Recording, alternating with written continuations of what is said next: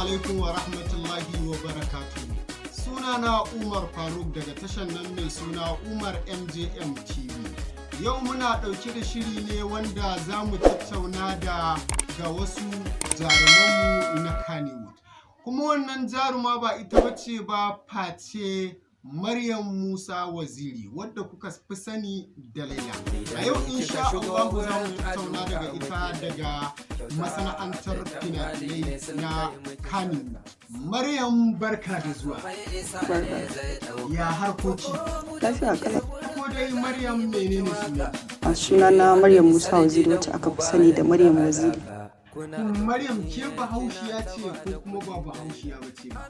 Mutane za su so su ji kewane yare ce. Zai Batangaliya ce. Maryam a ina kika fara yin firamare naki?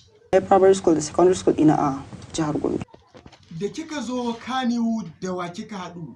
Is better a ce kin gaya mana wanda kuka fara haɗuwa da shi a Kannywood ya baki ƙarfin gwiwa wajen yin Khalifa CBC. Wani fim ne naki na farko wanda kika fara yi a ita wannan ainihin masana'anta ta Kannywood? Muguwar mace. Bayan fim ɗin muguwar mace, wani fim kika ƙara yi? Labarina. To wata rawa kika taka a ainihin shi fim ɗin Labarina? A matsayin me kika fito a fim ɗin Labarina? Yar mai kuɗi na fito a Labari. Na da kuɗi kina ta ba da kuɗi Laila.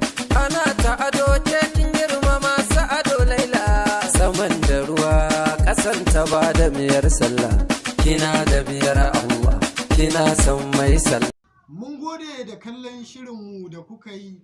Idan wannan shine farkon zuwanka channel ɗinmu, ka danna mana alamar subscribing don ta ƙara mana ƙarfin gwiwa akan kawo sabbin shirye-shiryenmu masu ƙayatarwa. Ni naku Umar Faruk MJM TV ina miƙa gaisuwa ta gare ku.